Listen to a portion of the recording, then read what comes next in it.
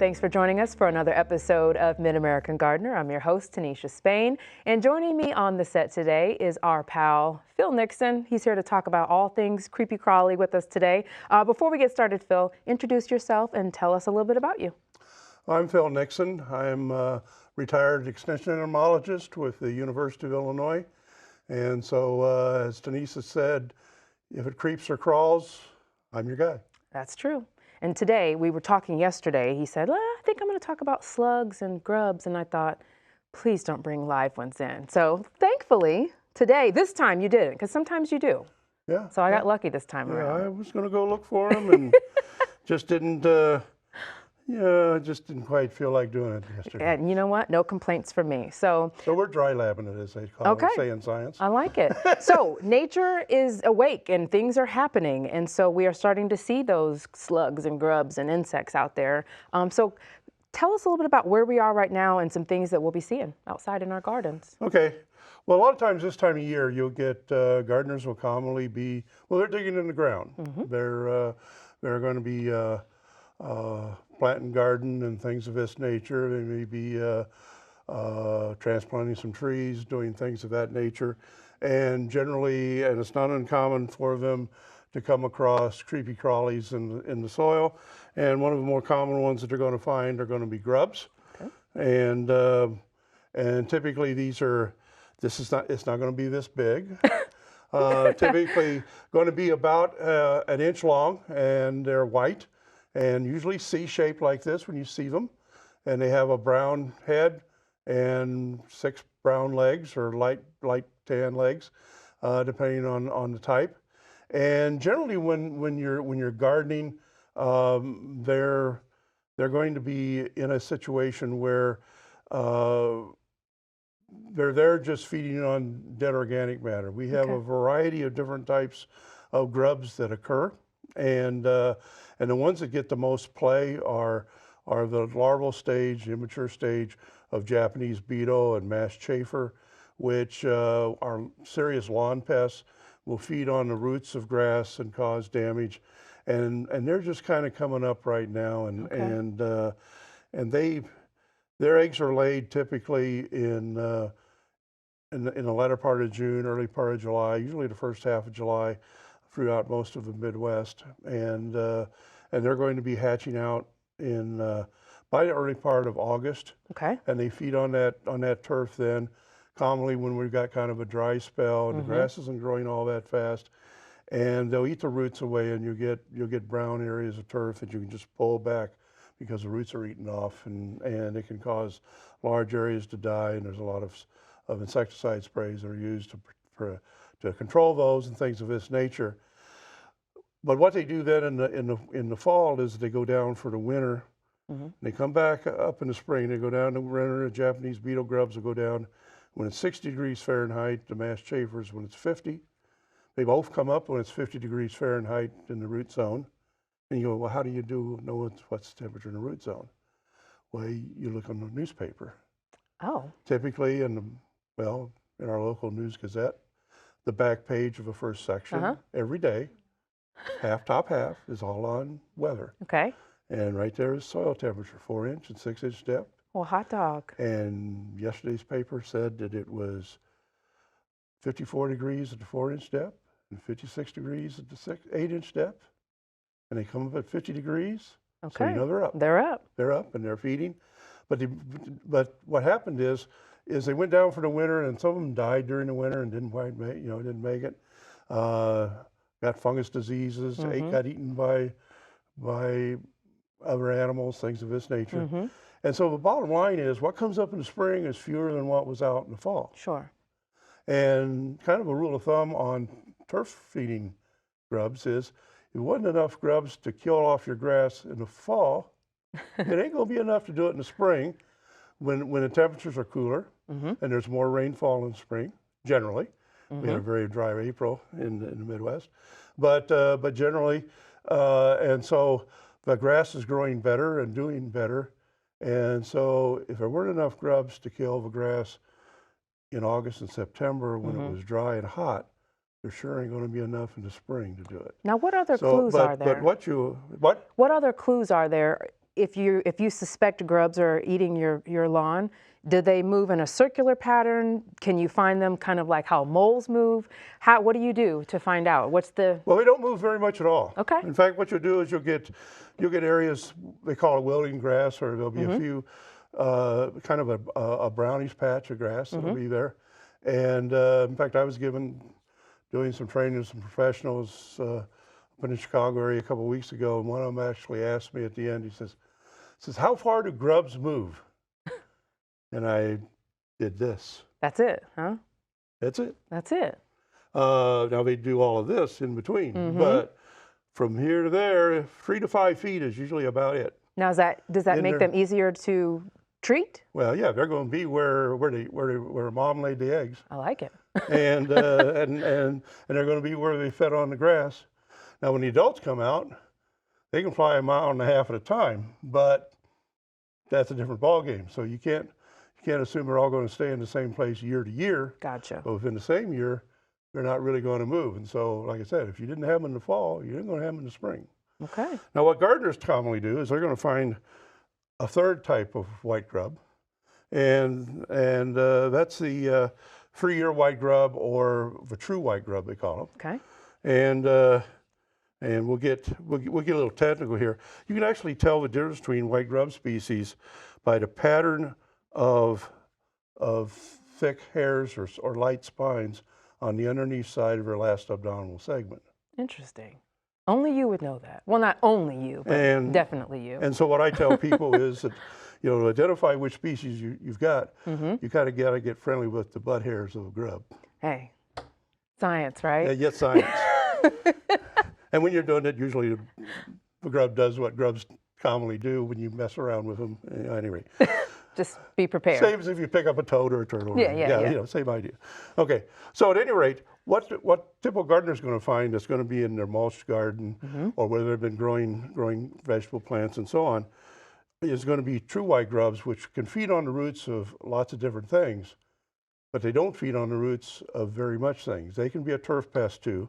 They can feed on the roots of almost anything, but if you see only an occasional grub, they're probably feeding primarily on the dead organic matter, which they can also do. Okay. And so if, where I've known of people that have had large numbers of white grubs in their garden, they were big time mulchers. Ah. And they were putting lots of dead organic matter into the soil, and the grubs were coming. And when you get that many grubs, then you also get some plant damage. And so, just like most things in life, you can go too far.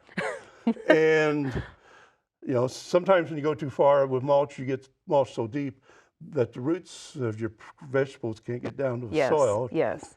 And they dry out because they're sitting up in the mulch trying to grow in that. The other thing is you can get huge numbers of grubs that, as in the result, they kind of look around and go, "Hey, this mulch is okay, but that live stuff over I'm going to check this out." Yeah. And they really will tunnel into potatoes, the potatoes themselves, beets, other root vegetables. I've seen them do it to onions, carrots, sweet potatoes, carrots. Yeah. And so you'll get little holes, typically towards the top, that are about as big around your finger. That just the right size for a grub to get in there and feed.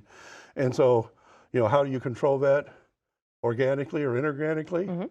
Reduce your organics. All right. Reduce the amount of organic debris. Reduce the amount of organic debris. Got it. Yeah. Okay. I mean, that's like telling your typical organic gardener to, well, whatever. That's just heresy. But at any rate, there is, like anything else in life, you can do too much of it. Sure. Okay. Makes sense. The adults that come out, and they're about a quarter this size, but they look just like this, pretty much. Same color pattern, whole thing. This one's made out of glass, by the way, which is really neat. But at any rate, they're typically only about 1 inch long, and they will come out at night and feed on tree leaves primarily. And what I see them feeding on most are crabapple, apple, and oak leaves. Interesting. But they'll feed on a lot of different things, and they'll eat from the sides. And if you happen to have, and these beetles are out. My wife just saw one in the yard a couple days ago. She said, I flicked it off for porch railing. I said, I could have used that Don't flick today. the bugs away. So you didn't get a bug because she flicked it away. Thank you, Mrs. Nixon. Any rate, these things will come out at night and feed, and if you see your tree leaves are disappearing and you can't see anything on it, go out after the 10 o'clock news. That's the culprit, huh? And they're usually feeding from about 9 or 9:30 to about 12:30, 1 o'clock in the morning. So 10:30 at night is just about in the middle and just perfect time. Go out there, shine a light on, and you may be surprised at these big hunking beetles just chewing away on your tree leaves. On the underside or top? On the edges. Edges. They'll okay. be working the edges. I'll be looking. And so you end up getting these scalloped areas on the leaves. And if they're heavy enough, they'll just strip the trees. Oh, wow. If you got small crab apples or something like that, and we can, control there is fairly easy. Anything that's a stomach insecticide will work on it. Carbaryl soda 7, malathion. Probably insecticidal soap won't do a very good job. Rotenone would work. Okay. If you want to go organic. Okay. Spinosad also will work. So we've got some tools so for will sure. Do that. But the grubs in the garden, you just see an occasional one. Don't worry about it. Not to worry. You want to feel real nasty and squish them or throw them out for the birds on the sidewalk, fine. But in the big realm of things, no difference. Got it. What you do. No, but when you see a bunch of them, that's cause for concern. A bunch of them, then you look at and really the problem is if you got a bunch of them in dead organic matter, your insecticides are not going to work because they're going to adsorb, bind to the dead organic matter. And so you get large numbers of these in gardens when you got lots of dead organic matter. So the real answer is to reduce that dead organic matter over the next year or two and maybe plant your root vegetables in another part of the garden. Okay. Crop rotation, we've talked about that a lot, move things around. Okay, what next? Well, one thing that we do have seen is that, and this spring was not unlike some others, but a little bit different, and that is that we got a good sized freeze after we had already gotten trees coming out. And this is a mulberry from my yard, and it shows what happens associated with that. You can see that that you've got dead leaves here. These are the leaves that came out the first time, and they got froze off probably about a month ago. And then what's happened is that there are accessory buds associated with the buds. So these are bud groups where you'd end up getting leaves, and it takes them typically about 2 to 3 weeks to then say, hey, the leaves that were supposed to be there aren't there anymore. They're not doing real good. They're not doing well. And we better send some more. I need to get with it. And so it takes about 2 or 3 weeks for those buds to develop, and then another week or so, and they've popped out. And so here we are about a month after temperatures got down into the, I think it got down as low as 26, 24, but 28, 30, several nights in a row, and essentially killed the leaves. Now I've got other trees in my yard which are a little more cold hardy apparently than mulberries. They didn't really see a whole lot of damage. See some in between that have just black edges. This is all due to that cold snap we got. And then there are some trees that are just popping out leaves now, and so they were smart enough to stay inside the bud when it was real cold. And now, will this affect this tree's growing season at all, or Absolutely. Typically, what you have is that a tree will, and the same thing works with tree feeding insects in the spring. They're the most dangerous to the situation because they will. What will happen is that they have enough energy that they go through the winter with in order to produce a set of leaves, and those leaves are supposed to produce food for them.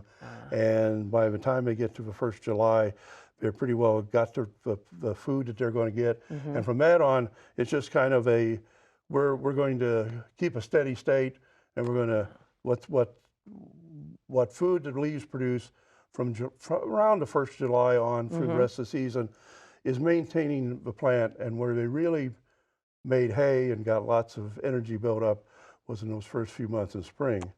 And so if they lose that energy that they overwintered by this first set of leaves dying, then they've got to put on some more, and now their energy budget is low because they spent extra.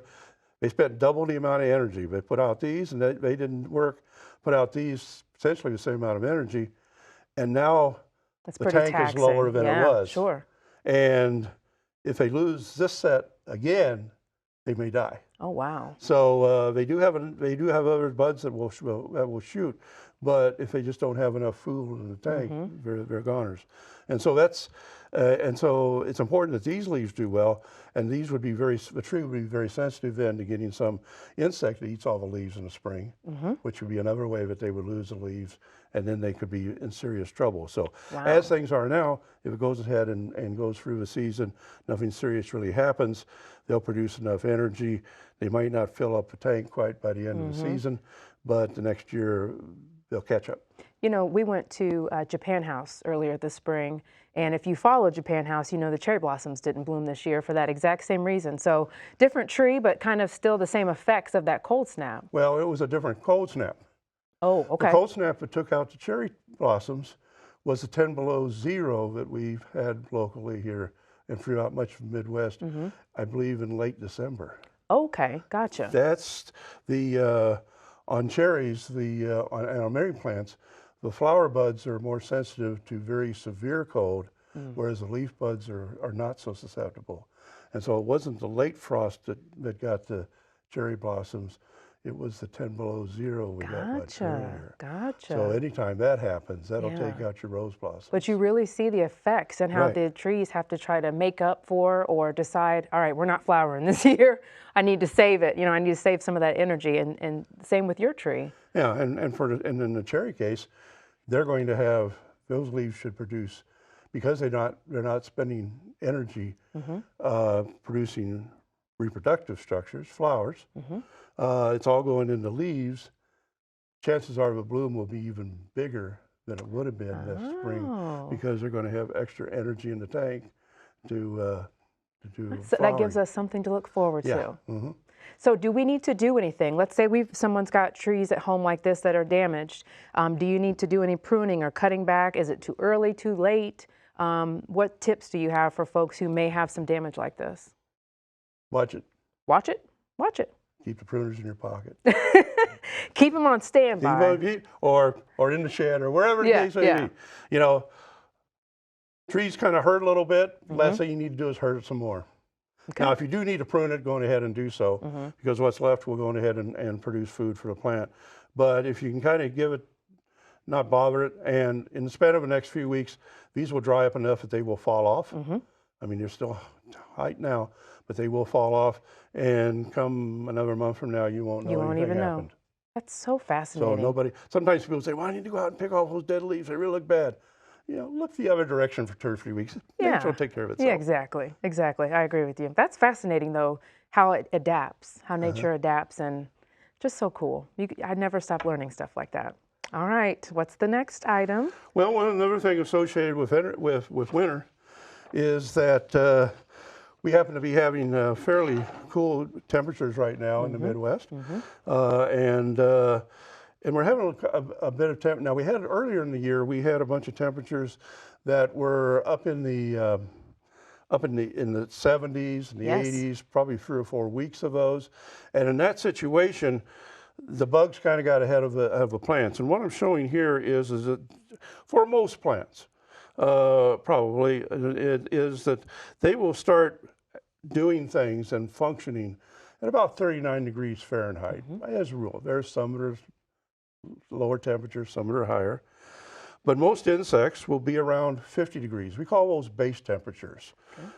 And so you can see that there's a difference of about 11 degrees on average between the insects and the plants.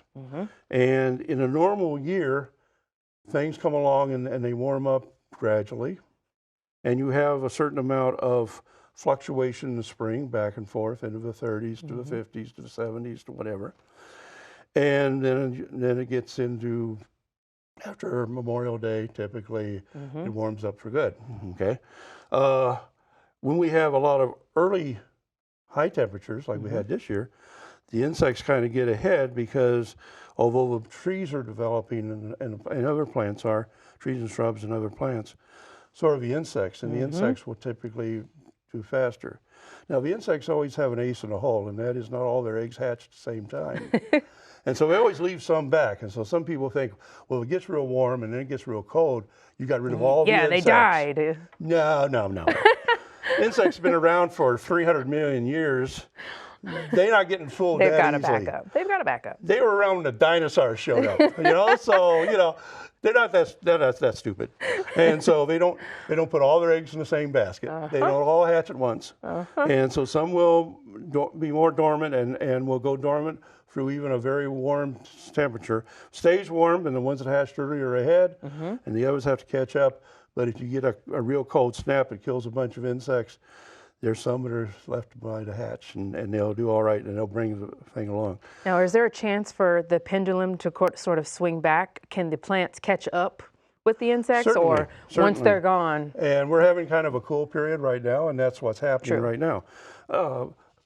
We're having a lot of we've had a couple weeks, 2 weeks, 3 weeks, something like this, where we've had the temperatures that have gotten down into the low 40s or even the high 30s at night, and the highs have only gotten into 45, 48, 52, 54.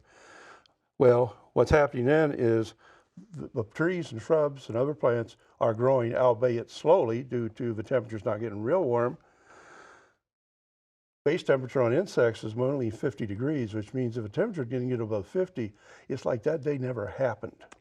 They did nothing. They are suspended animation. They're cold-blooded animals. Yeah. They're associated with a temperature that's the external temperature is what they're going to rely on. So that gives the plant a little time. The plant to keep growing and get ahead of the insects to where normally you have less damage. Wow. Now this year we had all those 70 and 80 degree temperatures, and we're still probably about a week ahead insect-wise over plants right now. Oh wow. But if we get another couple of 3 weeks of cool, now it's going to warm up. We're seeing a warming trend now, sort of so it probably won't make a whole lot of difference. But if we get a cold temperature, then the plants will get ahead of the insects. Interesting. That's fascinating too. Huh? Yeah. Nature's neat. It is, isn't it? We've got about 5 minutes left, and I know you have to talk about that slug. So let's just get it over with. Well, one thing it really likes... My hostas, that's what it likes. It likes hostas. And they like violets. Oh, okay. And they like impatiens. Okay. And they like petunias. They like anything which tends to have thin leaves on it. Thin leaves, okay. And not real glossy and full of wax, waxy covering. This is a native slug, and it is. I had to buy this. This was a refrigerator magnet, but I just had to buy it. You had to have it, didn't you? Because it was the spitting image of a spotted garden slug, which is our largest slug that we have in the Midwest.